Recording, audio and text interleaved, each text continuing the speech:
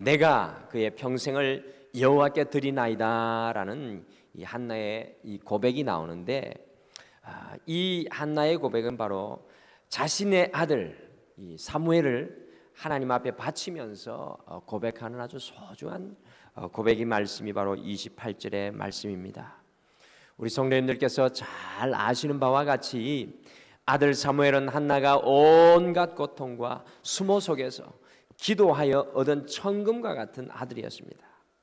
그런데 어떻게 이 아들을 드리며 내가 그의 평생을 여호와께 드리나이다 라고 오늘 한나가 고백할 수 있었던 것일까요? 우리는 한나를 이 기도의 어머니로 잘 알고 있는데, 오늘 말씀을 통해 저는 이 대목을 통해 한나의 또 다른 별칭을 발견합니다. 바로 한나는 하나님께 드리는 헌신자의 대표입니다. 우리 나사렛 서울 지방에 결혼을 했는데 무려 7년이 지나도록 아이가 없는 교역자 가정이 있습니다. 사모님이 아이를 얼마나 가지기를 학수고대하는지 우울증까지 걸릴 정도라고 합니다. 한나의 모습이 그런 모습이 아니었을지요. 그런데 그 아들을 얻어 한나는 겨우 젖대기까지 기른 이후에 성소가 있는 실로로 데리고 가서 그 아들을 하나님께 드리는 장면이 바로 오늘 성경의 말씀입니다. 도대체 어떻게 한나는 눈에 넣어도 아프지 않는 이 아들을, 자신의 목숨보다 더 귀중한 이 외동 아들을 주님께 바칠 수가 있었겠습니까?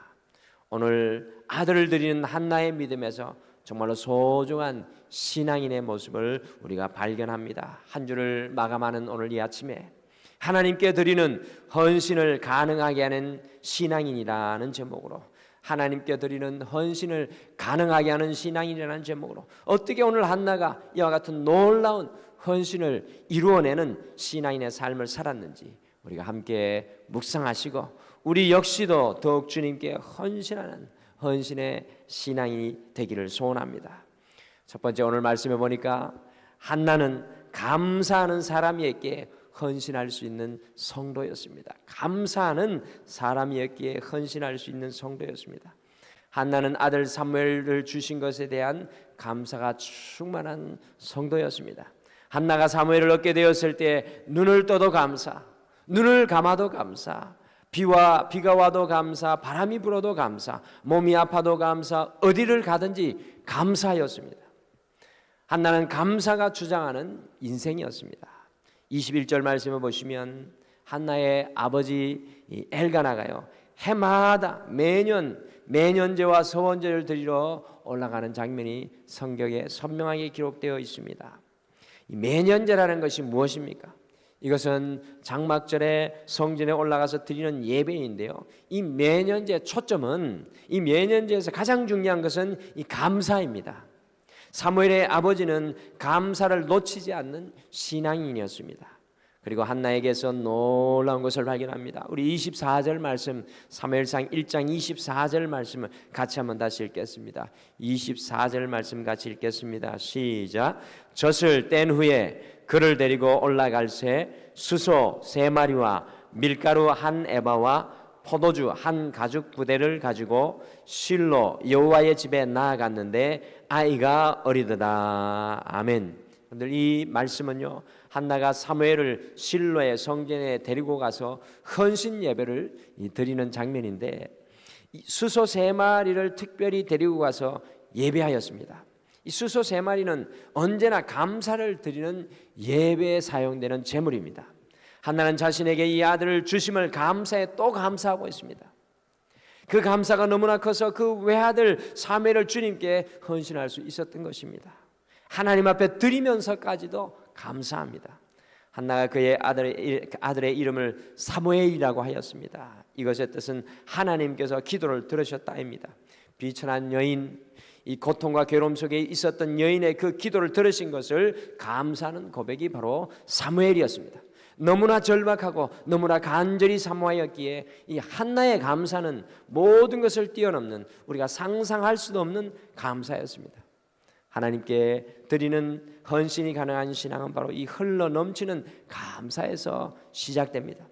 사랑하는 성도 여러분, 한 주를 마감하는 이 아침에 우리의 기도는 어디에서 시작해야 되겠습니까? 오늘 이 아침에 우리의 기도는 어디에서 시작되어야 하겠습니까? 바로 감사에서 시작되어야 합니다. 우리의 가정을 위한 기도, 우리 개인을 위한 기도, 이 교회를 위한 기도 역시 감사에서 우리가 시작되어야 합니다. 감사는 내가 할 수 없는 헌신을 이루어내는 능력입니다. 우리 성도님들이 잘 아는 유명한 메가드 장군이 얼마나 많은 훈장을 받았습니까? 미국 버지니아 해안에 가다 보면 이 메가드 기념관이 있는데 그곳에 그가 평생에 받은 훈장과 상장들이 진열되어 있습니다. 그런데 나의 평생에 있어서 가장 위대한 훈장은 하나님께서 내게 자랑스러운 아들을 주신 것이라고 메가드 장군이 고백했습니다. 메가드는 그래서 자기의 사랑하는 아들을 받자마자 그의 일기장에 하나님께서 놀라운 특권을 주셨다라고 감사를 기록하고 있습니다. 메가드 장군의 삶을 주장하는 것도 하나님께 향하는 감사였던 것을 잘 알게 됩니다. 그렇기 때문에 그는 일평생 나를 위해 헌신하는 군인으로 살았습니다. 오늘 이 아침에 우리의 삶을 돌아보며 감사가 앞서가는 소중한 아침이 되시기를 간절히 축복합니다.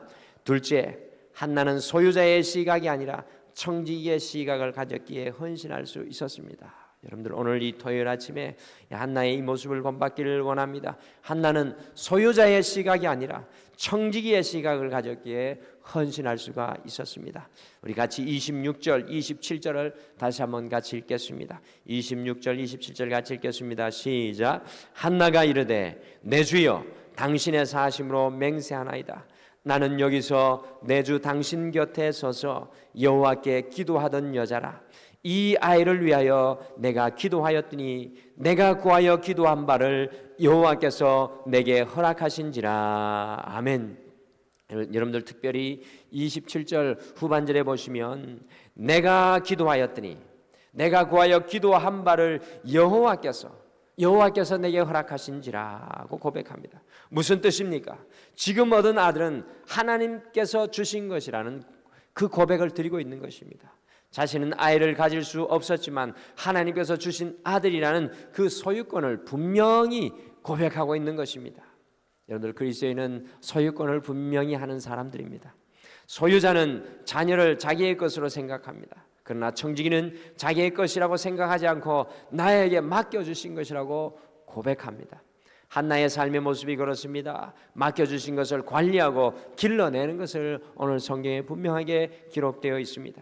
많은 사람들이 자녀뿐만 아니라 물질도 재능까지도 다 소유의식으로만 살아가는 것을 보게 됩니다. 내 소유물처럼 내 재산처럼 생각합니다. 그러나 성도는 소유자의 시각이 아니라 청지기의 시각으로 변화된 사람입니다. 코람데오 곧 하나님 앞에서 살아가는 성도는 소유의 시각이 아니라 청지기의 시각으로 살아갑니다. 여러분들 한나가 어떻게 그 외동아들을 헌신할 수 있었습니까? 내 힘으로 얻은 것이 아니라 하나님께서 얻게 하신 이 청지기의 시각을 가지니까 그 귀한 아들도 헌신할 수 있었습니다. 여러분들 청교도들이 신앙생활에서 가장 중요하게 생각한 것이 바로 이 청지기의 시각이었습니다. 모든 삶의 현장에서 내 것이 아닌 내 소유가 아닌 주님의 것을 인정하는 청지기의 삶을 살았던 사람이 청교도였습니다. 여러분들 불교 사람들은 무소유를 주장하지만 우리 그리스도인들은 하나님께 모든 것을 맡겨드리는, 하나님께 모든 것을 소유권을 올려드리는 청지기의 신앙인이 바로 우리 그리스도인입니다.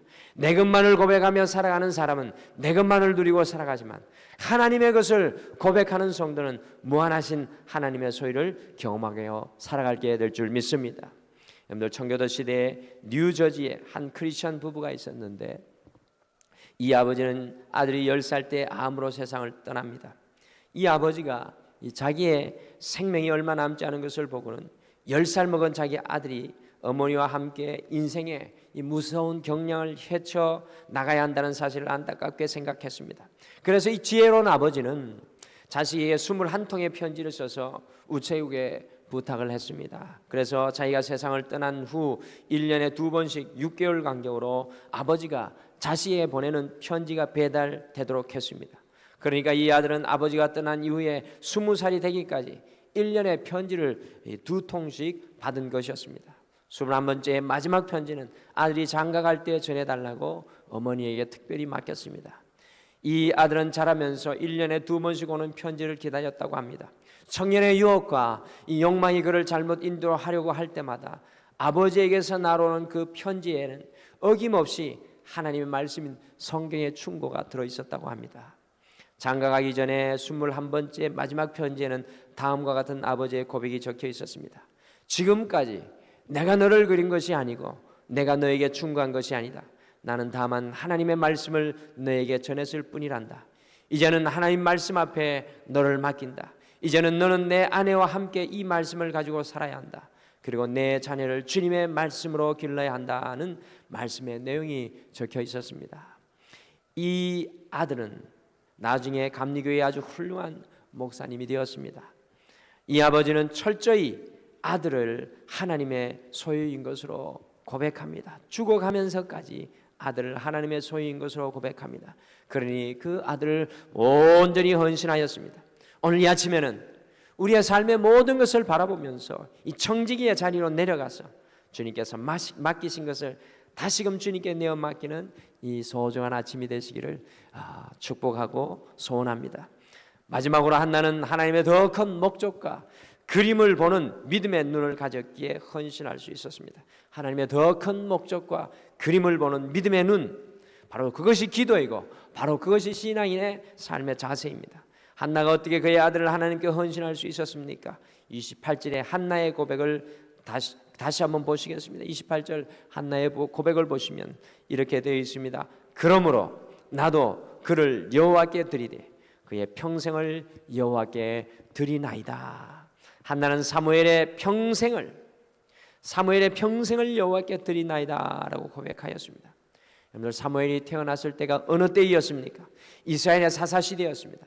사사시대는 모두 다 자기가 생각하는 대로 자기 마음대로 살아갈 그 혼란스럽고 영적으로 어두운 시대였습니다. 이때 하나님께서 한 선지자를 세우십니다. 그 사람이 바로 사무엘이었습니다. 성경에는 하나님의 역사의 흐름을 이끌어가는 믿음의 축이 되는 사람이 있습니다. 우리 덕마로에도 이 덕마로의 역사 속에 믿음의 축이 되는 사람들이 있습니다. 저는 이 자리에 계신 모든 분들이 덕마로의 믿음의 축이 되는 놀라운 주의 사람들 되시길 간절히 축복합니다. 이스라엘의 역사 속에서도, 이스라엘의 신앙 속에서도 바로 믿음의 축이 되는 사람이 있었습니다. 그 중에 하나, 바로 가장 중요한 사람 중에 한 사람이 바로 사무엘 선지자였습니다. 신앙의 대부흥을 일으키고 이스라엘 민족의 최초의 왕을 세우고 위대한 믿음의 사람 다윗까지 세우는 사람이 바로 이 사무엘이었습니다. 이스라엘 민족의 역사 속에 사무엘은 영원히 꺼지지 않는 믿음의 등불이 되었습니다. 한나가 어떻게 아들을 헌신할 수 있었습니까? 바로 이와 같은 하나님의 더 큰 목적과 그림을 보는 믿음의 눈이 있었기 때문이었습니다. 집에서 품고 길렀으면 한 가정의 아들일 수밖에 없었지만 믿음으로 하나님께 올려드리니 하나님의 놀라운 역사를 위해 귀하게 쓰임을 받게 되는 하나님의 종이 되었습니다. 하나님의 더 큰 목적과 그림을 보는 믿음의 눈을 가진 사람은 하나님께 헌신하며 살아갑니다. 내 욕심이 아니라 하나님의 마음을 품고 살아갑니다. 그러니 헌신하게 되어 있는 것입니다. 대원군 시절에 대원군이 사원 철폐 명령을 내린 적이 있었습니다. 사원의 철폐를 명령하였습니다. 그러고 나서 사람들을 시켜서 유생들이 어떤 반응을 보이는지 물었습니다. 그랬더니 보고하는 사람이 임금님, 전국은 아주 조용합니다 라고 보고했습니다. 이 소리를 듣고 대원군이 좋아할 줄 알았는데 대원군은 오히려 크게 분노하면서 그럴 수 있는가? 나라의 내일을 걱정하고 의를 생각해야 할 젊은이들이 그렇게 조용하다니 이 나라는 죽었구나 라고 말했다고 합니다.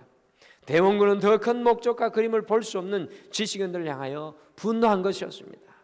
늘 신앙의 삶은 날마다 하나님의 더 큰 목적과 그림을 보는 믿음의 영적인 만원경을 가진 사람들입니다. 오늘 이 아침에 바로 우리가 주님 앞에 나아가는 것은 바로 하나님의 더 큰 목적, 그 그림을 우리의 가슴 속에 채우고 다시 한 번 더 우리의 삶을 주님 앞에 건축하는 시간입니다. 오늘 이 아침에 우리가 주님 앞에 기도할 때 하나님의 더 큰 목적과 그림을 붙잡고 주님 앞에 간절히 기도하는 여러분들 되시기를 축복합니다. 기도의 여인 한나, 더 나아가 헌신의 여인 한나가 하나님께 사무엘을 드릴 수 있었던 것은 그의 삶이 바로 감사로 사로잡혀 있었기 때문이었습니다. 한나는 소유의 시각이 아니라 청지기의 시각으로 살았기 때문이었습니다. 그리고 하나님의 더 큰 목적과 그림을 보는 믿음의 시각이 있었기 때문이었습니다. 오늘 한 주를 마감하는 우리도 감사하는 믿음의 사람, 주님의 소유를 인정하는 청지기의 사람, 그리고 모든 삶의 순간 하나님의 더 큰 목적과 그림을 보는 믿음의 사람으로 다시 세워지고 건축되기를 간절히 기도하며 주님 앞에 나아가시겠습니다. 우리 다 같이 기도하시겠습니다. 여호와 하나님 아버지, 오늘 이 토요일 아침에 우리 한나를 통해서, 헌신의 사람 한나를 통해서 우리의 삶을, 우리의 신앙을 다시 한 번 더 돌아보게 하심을 참으로 감사합니다.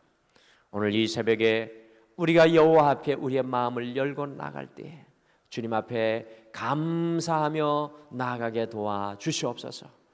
불평은 내려놓고 염려와 걱정은 내려놓고 주님께서 이루신 일들을 보며 감사의 고백이 충만한 오늘 이 아침 되게 여호와여 인도하여 주시옵소서. 주님, 오늘 한나는 주님 앞에 나아갈 때 내 소유를 주장한 것이 아니라 주님, 나는 주님의 여종이고 나의 인생의 모든 것은 주님께서 채우신 그 삶입니다. 이 청직의 신앙의 고백으로 나가는 것을 보게 됩니다. 주님, 내 것처럼 생각하며 붙잡고 살았던 우리의 인생을 오늘 이 자리에 내려놓고 주님만 붙잡는, 주님만 내 소유의 주인이라는 것을 고백하며 나아가는 이 새벽 될 때 우리가 생각지도 못했던 놀라운 지혜들이 우리의 삶 가운데 임하게 축복하여 주시옵소서. 특별히 오늘 한나는 여호와께 나아가면서 하나님의 더 큰 목적과 그리고 하나님의 더 큰 그림을 바라보는 믿음의 시각이 있었습니다. 오늘 이 아침에도 우리의 닫힌 영안의 눈들을 열어주셔서 더 큰 믿음의 고백으로 주님 앞에 간구하며 나아가게 인도하여 주시옵소서. 오늘도 성령께서 이 자리에 친히 임재하여 주셔서 교통하며 우리를 새롭게 세워주실 줄 믿고 감사드리오며 예수님의 이름으로 기도드리옵나이다. 아멘.